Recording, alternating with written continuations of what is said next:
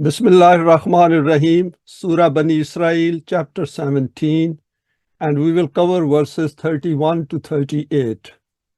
Gain knowledge prior to making any decision. Decisions have consequences. There is a verse on this aspect, so we will go through it in some detail. These are the references, and this is our contact in case there is any comment, question, query on this presentation or any of our previous presentations. Recap verses 23 to 30. Follow the laws of Allah in order to establish the system of Rububiyyat. Under the family setup, taking care of parents, which includes grandparents, in their old age is important. And there are a few important points which should be kept in mind as part of self-development. Make efforts to help restore the balance of parents in all respects.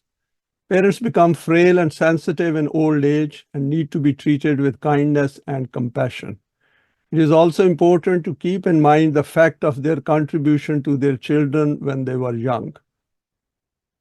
Allah knows the secret of the hearts, and this needs to be kept in mind in order to follow the path of the Quran.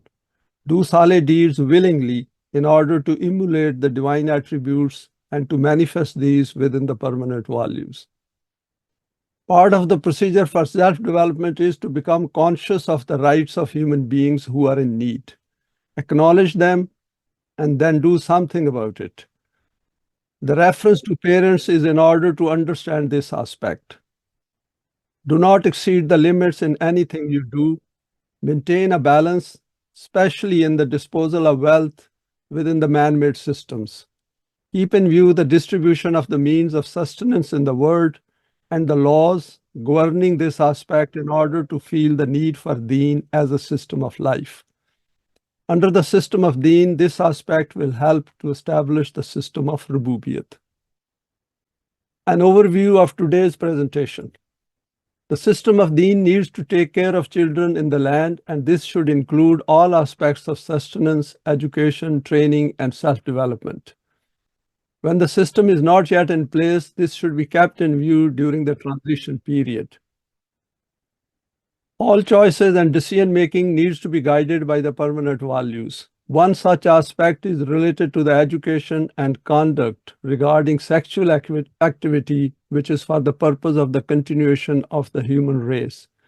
It should remain within the confines of a marital life and aim to guard against any promiscuity through education, training, and discipline.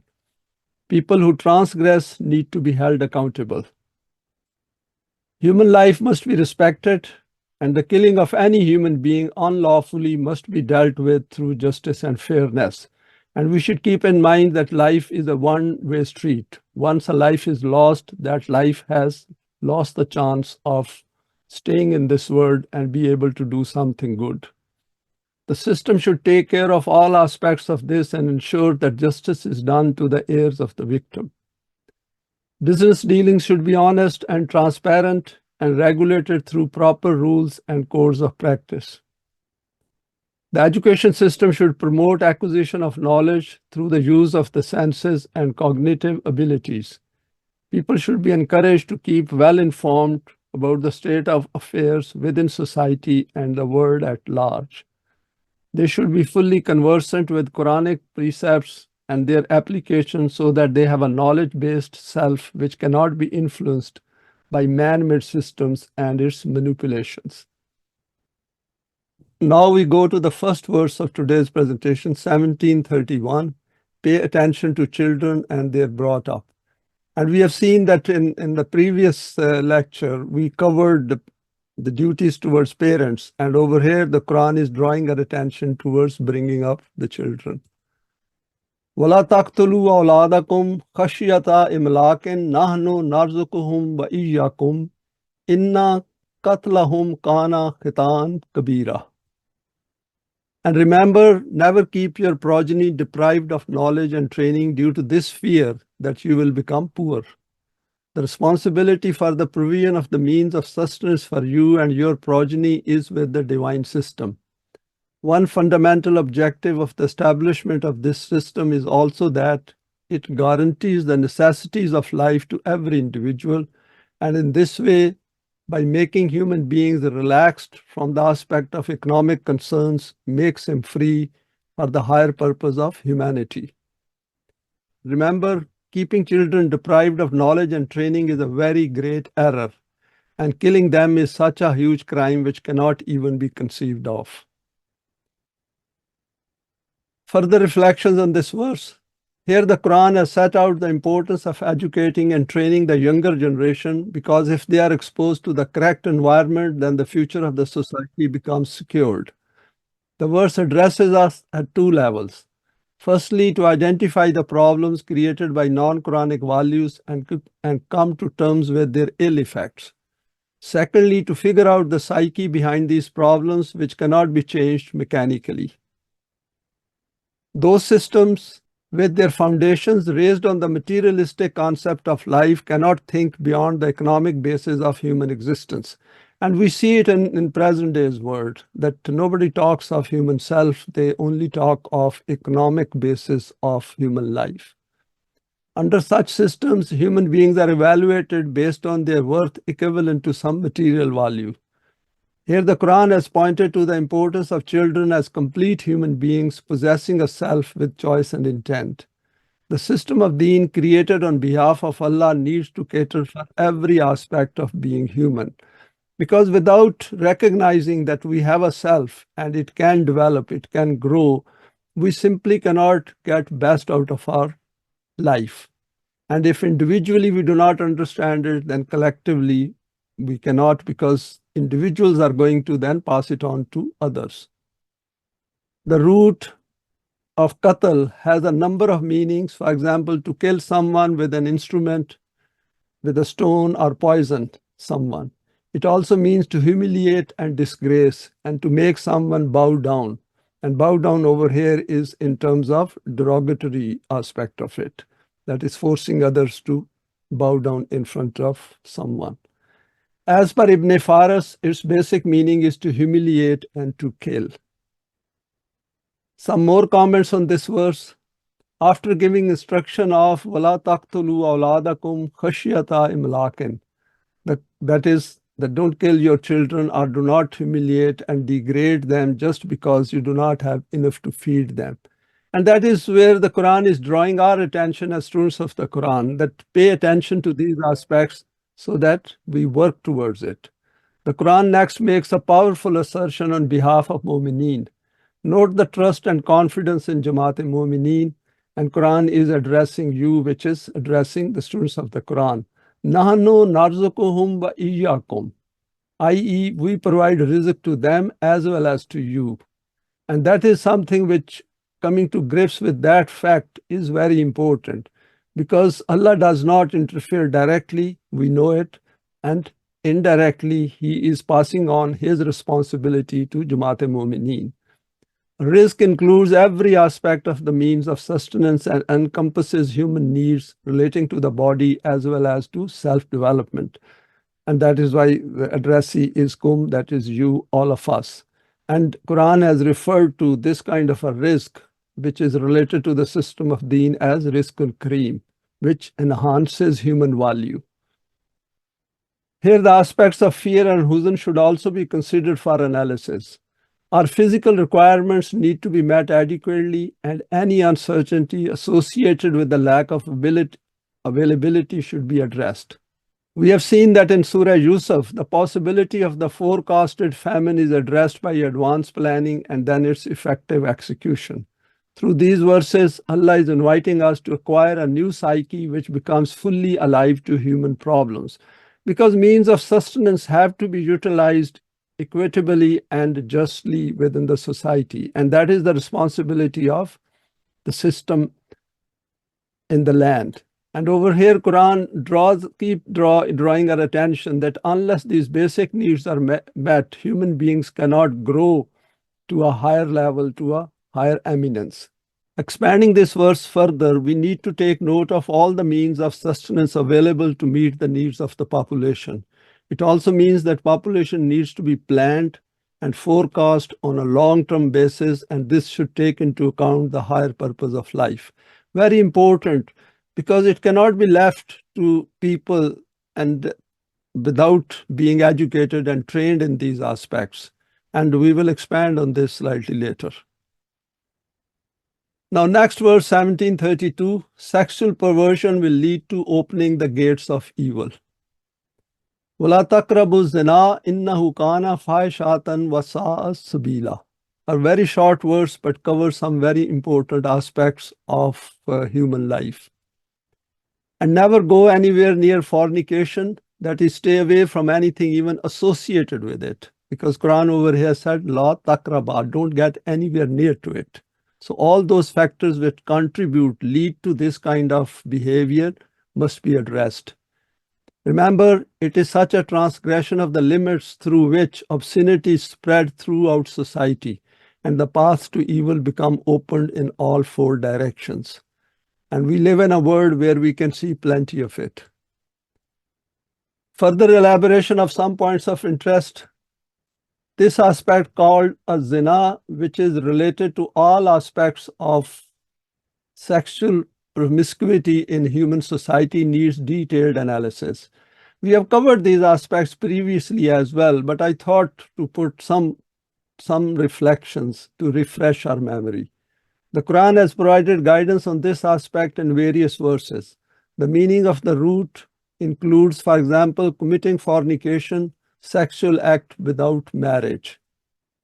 Because Quran puts everything happening in our life on a very serious level of understanding. It says that whatever you do is going to affect yourself.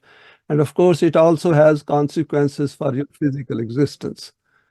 In another verse, Quran says, وَلَا يَزْنُونَ وَمَنْ يَفْعَلْ ذَلِكَ يَلْقَى أَثَامًا.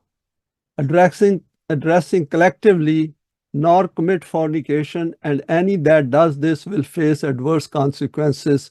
And the word used over here is itham. Itham means that human beings are not able to do those things which they are capable of doing it, the potentials for which they possess. They slow down, they become sick.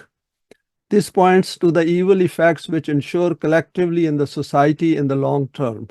Within the context of the system of Deen, punishment as a deterrent is noted in verse 24 too.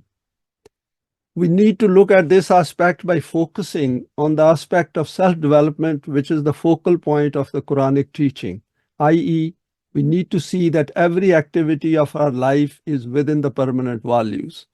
Biologically, we need to procreate through careful planning, keeping in view the need for children and their future needs as well, which include both the needs of the physical side and the needs of the self. So whole of this thing is for biological reasons kept within us so that human beings can procreate on need basis, not on random basis that people keep multiplying without having resources and the society is organized to receive them and to help them develop themselves. Now, continuing on this verse, we can witness the consequences of unregulated sexual activity leading to unwanted pregnancies and the impact of all this on social life, especially in Western culture. Now it has spread across the globe, and there is hardly any differentiation between East and West. As students of the Quran, if we try to think from the point of view of those children who arrive in the world unwanted, nowadays numerous children are born outside of wedlock also. What will be their sense of responsibility when they grow up? Because they are growing up in a family which has very weak values, and within those relative values, they can never be able to even recognize their self, never mind getting any eminence or loftiness in life.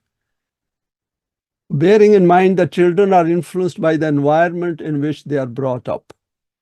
At a basic level, we need to understand that these proclivities are kept within us, and we need to recognize these emerging thoughts and then overcome them using the Quranic value system.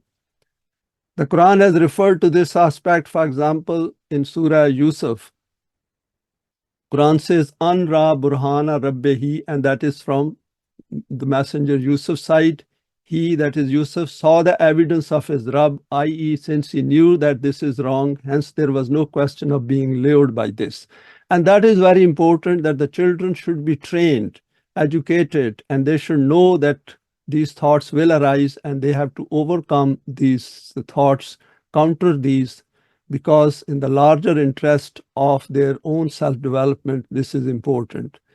Here, the Quran has pointed to the fact that he saw with his own eyes the state of the society in which he had landed and had observed it personally. So, Messenger Yusuf already knew that what is happening in the society, and he was prepared for that. And when such eventuality or such an incident was about to take place, he countered it very effectively. Analyzing the verse in reverse, do this if you wish to open the gates of evil in the society, because Quran says that if you follow this path of sexual promiscuity, then it will open up the gates of evil. So if any society wishes to open the gates of evil, what they should do is they should promote promiscuity, and that is what is happening in today's world. Now, what I've done over here is that I have taken some quotes from the book Islam, A Challenge to Religion by Pervez. And I think these are quite relevant and very effectively Allama has put down his thoughts. The sex urge is part of the instinctual equipment of man and woman. The continuity of the race is ensured by the individual's desire to engage in procreative activity. It is the means by which the torch of life is carried forward. I thought this is a beautiful sentence, because life has to continue even at the physical level. In the classical classification of instincts on the basis of the ends, they subserve the sex urge. Of the ends they subserve, the sex urge belongs to the class of instincts of race preservation. It is now generally admitted that the sex motive is a powerful determinant of human behavior. For a long time, however, under the influence of Puritanism and rationalism, the sex life of man was not considered worthy of serious study. And we know in the past, there was not as much emphasis given on this. This is of more of a recent origin. In good society, the subject was scrupulously eschewed. At the beginning of the 20th century, however, a reaction set in, and the fashion now is to exaggerate its importance in human life. And it was Muslims who had the message of the Quran should have stood up against it. And instead of countering it, now they have become part of this whole movement of going towards promiscuity. Some psychologists, led by Freud, regard it as basic in human nature and ubiquitous in human life. The Western people, it would seem, have swung from the extreme of cold indifference to sex to the opposite extreme of intense preoccupation with it. The Quran steers a middle course. It assigns to sex its rightful place in life, but no more. In this attitude, it is supported by science. Experimental studies of animal behavior show that the sex drive, though a strong one, is by no means the strongest. It is weaker than hunger and thirst. It is also weaker than the parental instinct. Continuing with few more quotes, the Quran forbids all sexual relations outside marriage because these are not required. The purpose is procreation, period. And it has to be within the confines of marriage to provide stability to children. Man is permitted to have such relations only with his lawful wife. Even here, he is warned against making pleasure his goal. He is advised to keep in mind that he is helping to bring into existence a responsible, rational being. For years, he will have to devote himself to the task of bringing up and educating his son or daughter so that he or she eventually becomes a useful member of the society. Very important, because children are human beings like each one of us. And if we wish to be treated well, then children must be treated well, in fact, better than us, because they should be exposed to the system of Deen. If it is not possible for him to give his child a fair start in life, he should not have begotten him. So it's that high sense of duty and responsibility which is associated with this kind of activity. So that is why marriage is an agreement to live a life at a very high, eminent, and loftiness level. The Quran seeks to instill a sense of responsibility into the minds of both partners engaged in an activity which will lead to the production of a new being. They are admonished to look beyond the immediate pleasure and realize the responsibility they are undertaking. Pleasure is permissible, but it is wrong to become a slave to it. And that is what has happened, particularly in the West, that pleasure has become an aim in itself. And that is something very bad for the society as a whole and for the future generations. The Quran tells man that he can and should control his sex drive and attend to it moderately, thinking seriously of the duties that will devolve on him in consequence of it. Consistent with this view, the Quran lays particular stress on chastity. It is regarded as a cardinal virtue and as such helps forward the moral and mental progress of man. Chastity is essential for moral purity and mental health. What is a man to do if circumstances do not permit him to marry? The Quran advises him to guard his chastity and to abstain from gratifying his sex appetite till it is possible for him to find a suitable mate. And this aspect will be kept in mind in the planning of the system of Deen, because over there the things will take such a shape where the needs of everyone are catered for. And let those who cannot find a match keep chaste till Allah enriches them by His grace. So this is a transitional stage of that society, because ultimately that society, which is based on permanent values, will help develop those individuals or grow those individuals who are highly responsible and highly conscientious of their duties and responsibilities. To sum up, the Quran seeks to regulate the sex behavior of man in the following ways. It asks man to keep his eye fixed steadily on the purpose of life. Very important. Lower purpose of life, if the purpose of life is to live at an animalistic level, then this is what human beings will do. That is, keep multiplying without any purpose. It assures him that he can achieve this purpose by pursuing absolute values. It assures woman that she is not a tool for sexual gratification of man. And this is happening in today's world. And this is very important, and it will be a very, very, very dynamic change in the selves of both men and women, that she too is a free, independent, and rational being. She is an end unto herself, because she has got a self, and that self is equally capable of going on to the next life as of a man. Her aim in life should not be to make herself a source of temptation to men, but to impart meaningful partnership. And this partnership cannot develop unless each partner is fully educated, trained, and knows his or her responsibilities. The Quran condemns lewdness, indecency, pornography, and all things that excite and pander to the sex passion. Pretty powerful sum up. Next verse 1733, human life must be respected. وَلَا تَقْتُلُوا النَّفْسَ الَّتِي حَرَّمَ اللَّهُ إِلَّا بِالْحَقِّ وَمَنْ قُتِلَ مَظْلُومًا فَقَدْ جَعَلْنَا لِوَلِيِّهِ سُلْطَانًا فَلَا يُسْرِفْ فِي الْقَتْلِ إِنَّهُ كَانَ مَنْصُورًا.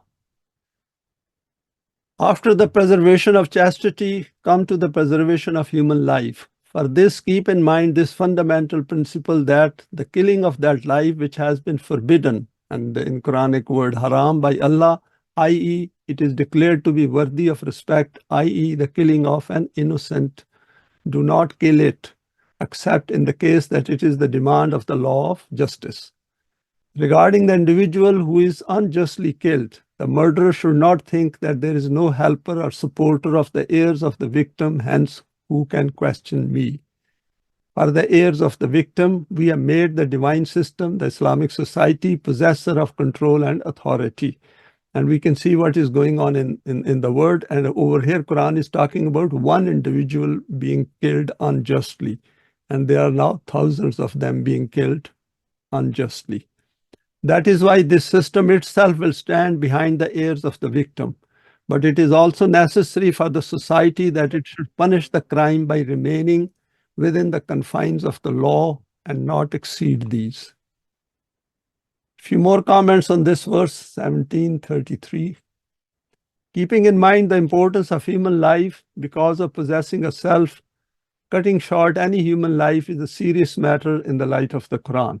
And this is based on evidence as well, because we all know that once physical life ends, as far as this world is concerned, we have no contact with it. And all the opportunities of developing ourselves further in the light of solid deeds are lost. If we bear this aspect in mind, then see how human beings are being killed and maimed indiscriminately through unwanted, that is, divide of haq wars and conflicts by misguided intellects. This points to the need for the guidance of the Quran. The verse then highlights the importance of a system in which support is provided to a victim by the Jamaat-e-Mu'mineen, which acts on behalf of Allah. And it's interesting that over centuries, Muslims have been reading these verses and they have done nothing about it.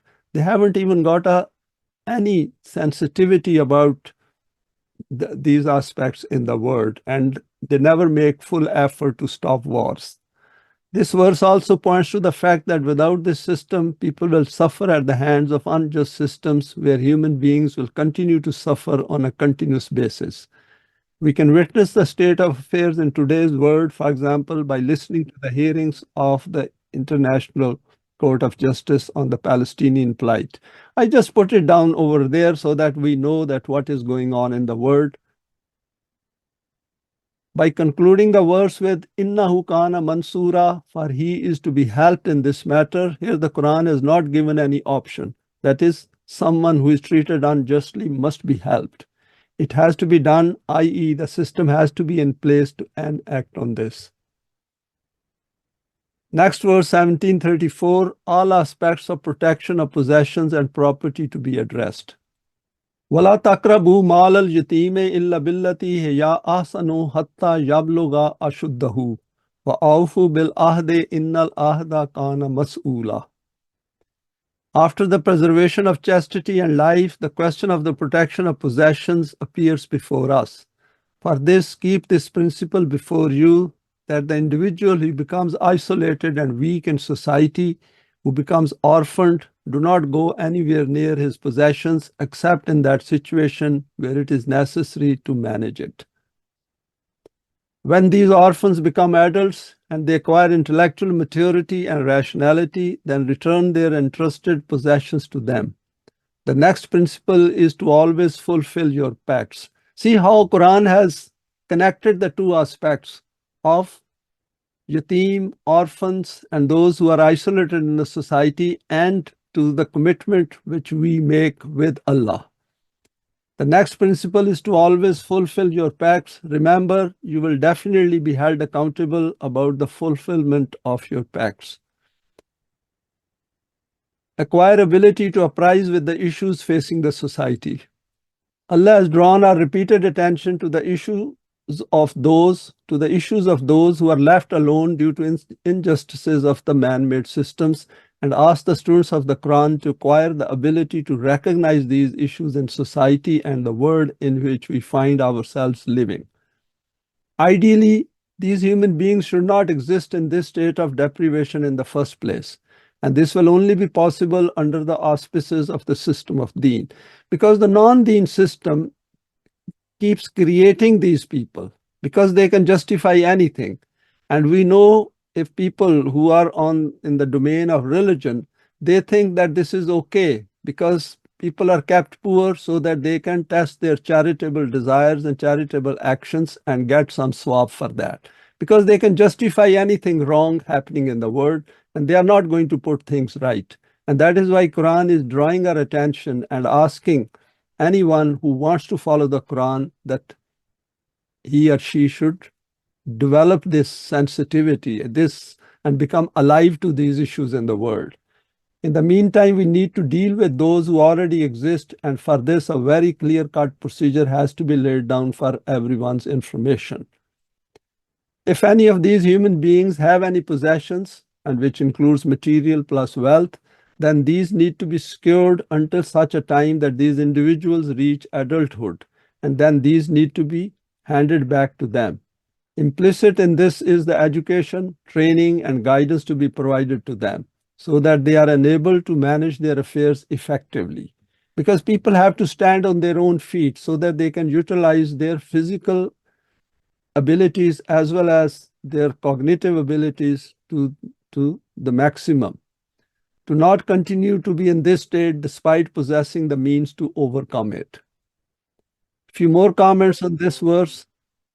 Then the verse concludes by stating, وَأَوْفُوا بِالْعَهْدِ إِنَّ الْعَهْدَ كَانَ مَسْئُولًا. And fulfill commitments, for these will be inquired into. And that is the beautiful word over here, masula, that you will be questioned for whatever you do in this life. That is, the law of requital is continuously monitoring your thoughts and deeds.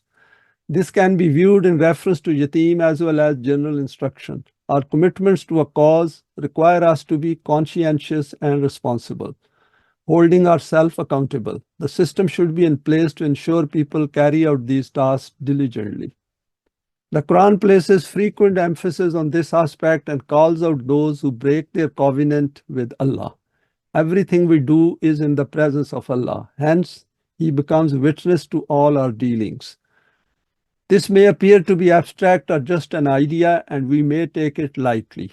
And I put down this comment that we should not, as students of the Quran, we should be aware of it and use it or utilize it to our advantage, because holding ourselves accountable for our thoughts and deeds all the time is the way to acquiring eminence. However, in order to realize its seriousness, we just need to follow the path of Deen and start to fulfill our commitments, and then notice the transformation which takes place within our psyche. The man-made social welfare systems also obey laid down rules and guidelines, and as a result, people face fewer economic hardships, for example, in the West. I put it down over here that it is not something which is otherworldly. In the Western system, where there is some social welfare system, these things are taken care of, and people do get support for their physical sustenance. Next verse, 1735, business dealings need to be honest and transparent.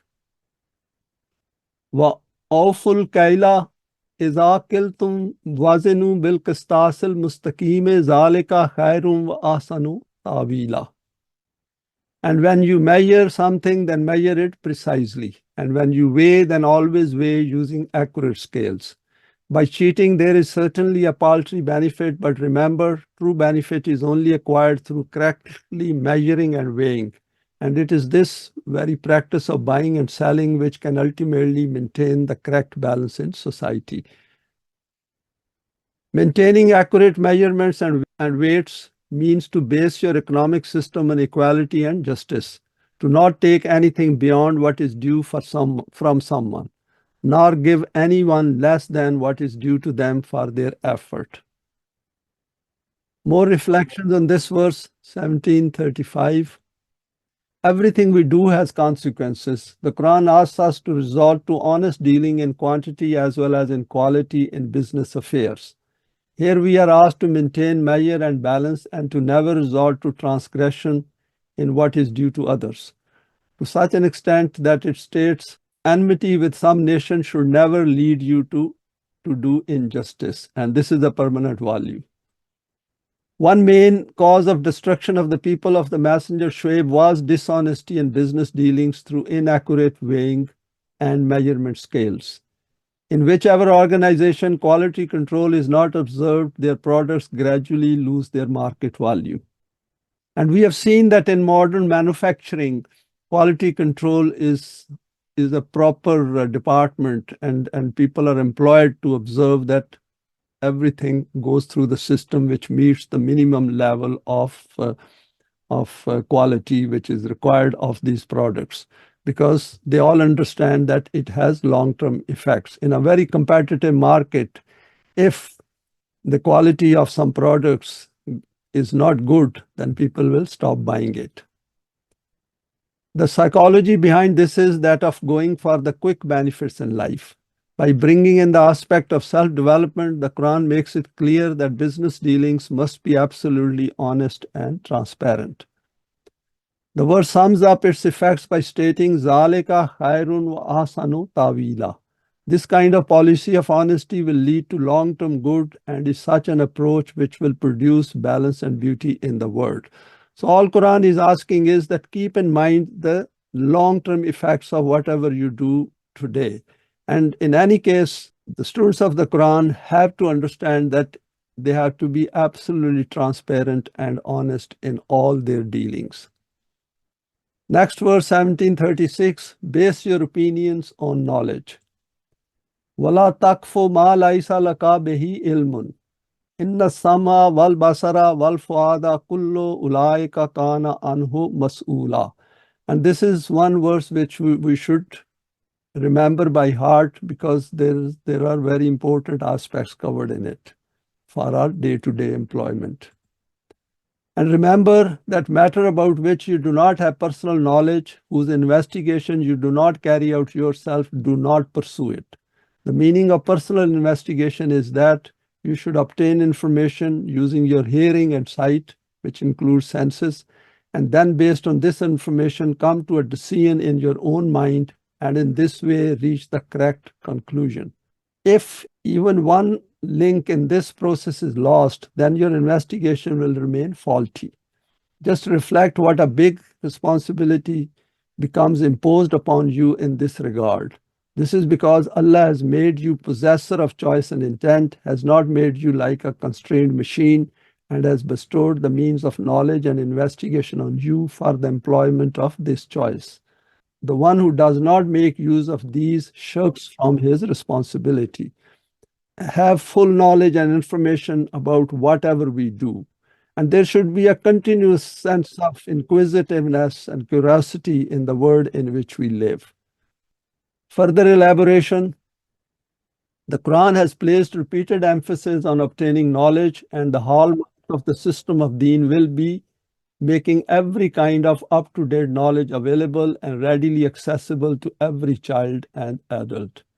It is through the acquisition of knowledge, that is in man-made system plus wahi, that we become conversant with the state of affairs in the world in which we live. So we should have a good understanding of wahi of Allah, that is the Quran, as well as how the man-made system functions. The Quran has taught us the supplication, وَقُلْ رَبِّ زِدْنِي إِلْمًا. And just see the word Rabb has appeared over here, that is in relation to Rububiyat, though it is directly related to the knowledge of Wahi, that is Rububiyat. Because if we understand the Quran, then the importance of the knowledge which is available within the man-made domain, it becomes crystal clear on us that what is its importance, and what are its weaknesses, and what are its strengths, and how this can be utilized towards establishing the system of Deen. Let us analyze the verse by parts. Quran says, وَلَا تَقْفُ مَا لَيْسَ لَكَ بِهِ عِلْمٌ.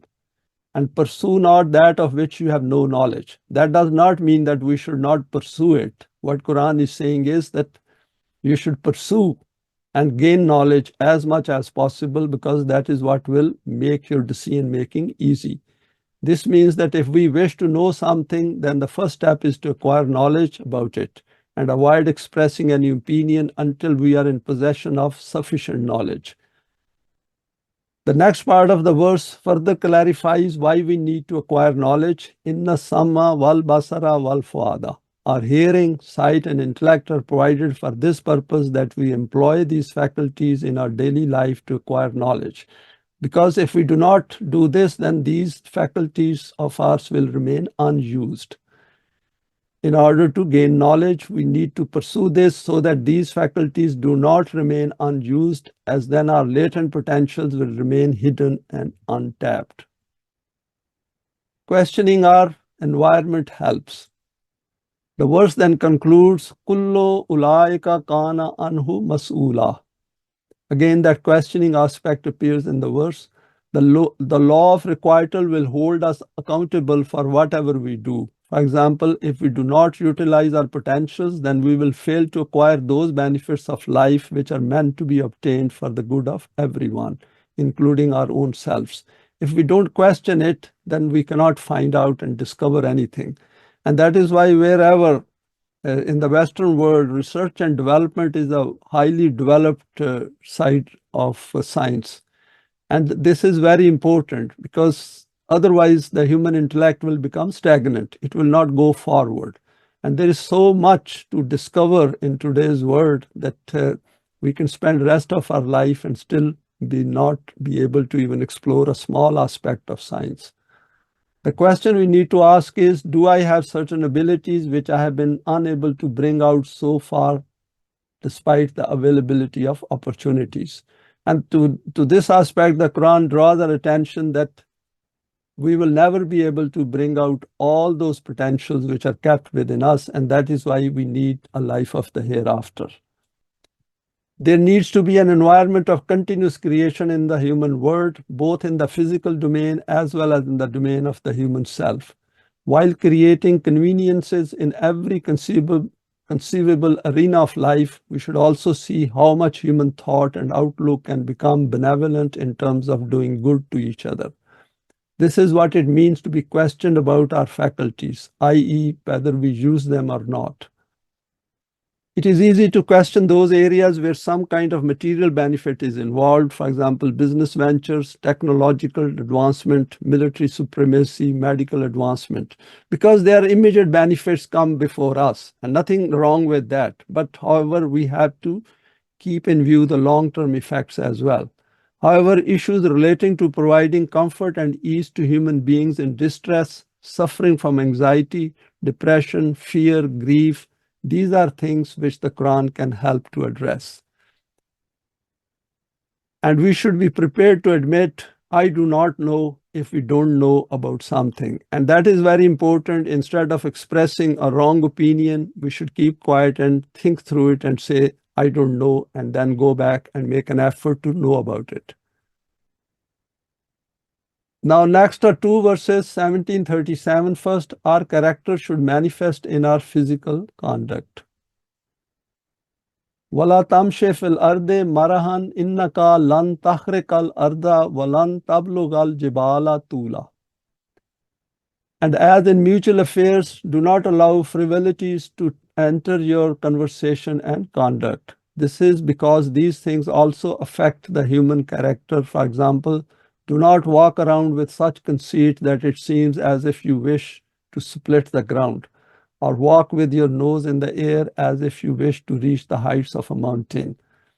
You will never be able to do this, but your baseness will be displayed by this. Hence, adopt proportion and balance in your gait and conduct. Only he is arrogant who makes failed attempts to earn a big name without carrying out tasks for the common good. Very important aspect about our physical behavior in the world, because physical behavior follows our cognitive makeup, the way we think. So any egoistic personality will show this kind of behavior in the world. Next verse, 1738, contribute to Rububiyat aspects through our character. Kullu zalika kana sayyi'uhu inda rabbika makruha. All the character failings which are noted above are greatly despised in the sight of the law of Allah. They have an extremely adverse effect on your personality. So what I've done is I've combined these two verses for more reflections. That is 37 and 38.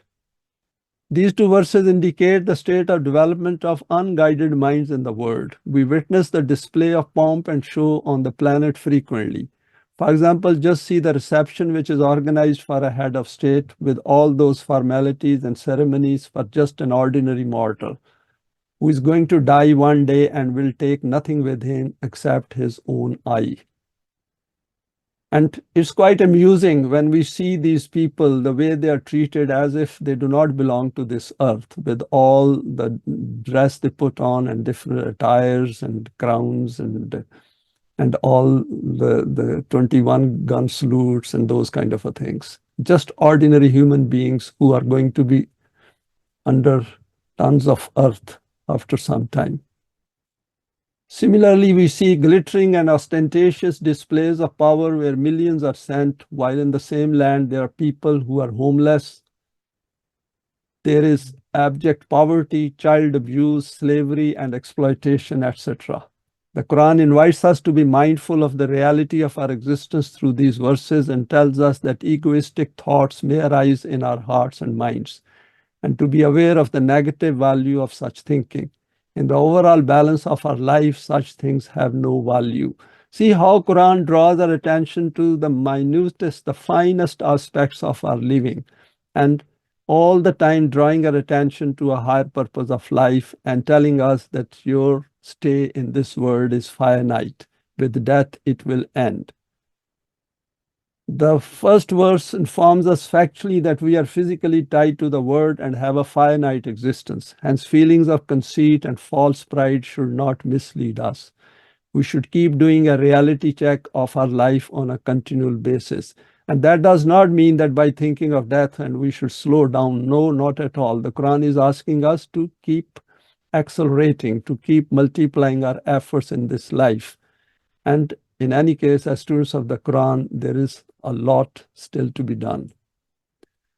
Few more reflections on these two verses.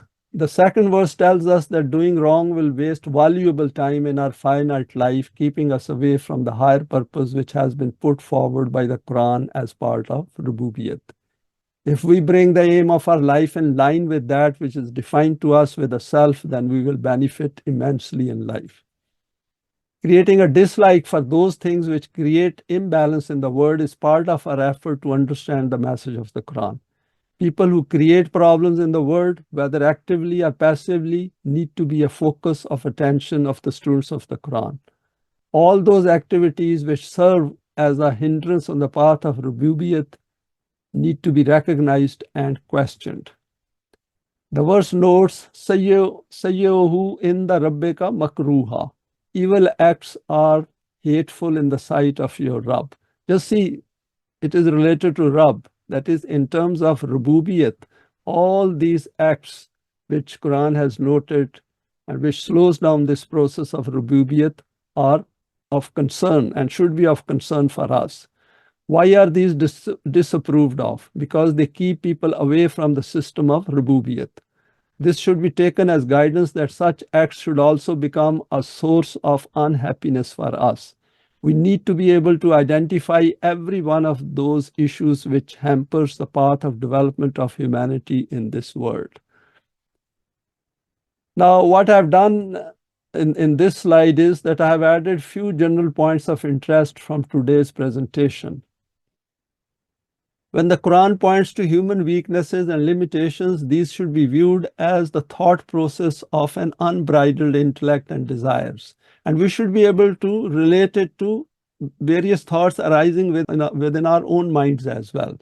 Because then we are cautioned about it, we are warned about it, and we do not pursue these kind of negative thoughts. For example, here the Quran has instructed us not to make children suffer and to invest in them as all of them possess an intrinsic value as a human being. We see these weaknesses being displayed in the man-made systems. For example, children being killed, abused, exploited, inappropriate sex education, ritualized religious teaching, and all these things are hampering their true potentials. We have seen that sex is kept there for reproduction, full stop. However, men have abused this aspect and have created a world in which promiscuity is promoted as a weapon to control the human psyche and thus human behavior. So, for example, whatever is going on the internet in terms of pornography, we should be aware of it and then also know that this is done deliberately. So from these people who have created this kind of a world, we should not expect any good from them, and never slow down our own efforts on this path. Frequent wars and conflicts lead to the killing of innocent human beings, and the inability of the majority to be able to prevent this is glaringly obvious in the world. All this is taking place because there is no Jamaat-e-Mu'mineen with any power which can stand up for the permanent values. We need to come to grips with this issue by analyzing the presenting evidence. The predilection to gain maximum profits through business deals is considered perfectly acceptable within the prevalent system. We need to think through the whole mechanism of these deals where people earn exorbitant benefits due to possessing extra capital, i.e. a return on the capital. This is part of the understanding the system of Deen. When the Quran advised us to gain knowledge before expressing any opinions on any matter, it referred to that human tendency where people either tell lies or just share information without verifying it themselves. Very important, we should only express opinion when we are 100% sure that our opinion is based on facts. Otherwise, it is better to check and then speak. We don't have to express opinion in every gathering wherever we are. A lot of conversations, in any case, in a non-Quranic environment are meaningless. We see this tendency being displayed all around us in various ways, and this impacts the human psyche. We need to convert the information provided in the Quran into knowledge. I added this comment because whatever is given in the Quran is presented to us as a fact, as knowledge. But it only becomes knowledge if we make use of it, if we analyze it and then see that what is in it for us towards the system of Deen. I'll give you an example. For example, the verse on the law of requital says that heavens and the earth are created as haqq, so that everyone is repaid or given the recompense for whatever they do. Now, this is a statement of fact, and we have to turn it into the functioning of the law of requital through observation, through evidence, and by acting on it and finding the change which takes place within us and observing it, because that is where its utility value lies. Thanks for your time and for sharing this today. Please feel free to share it with your contacts. You may like to subscribe for future talks related to the Quranic system of Deen.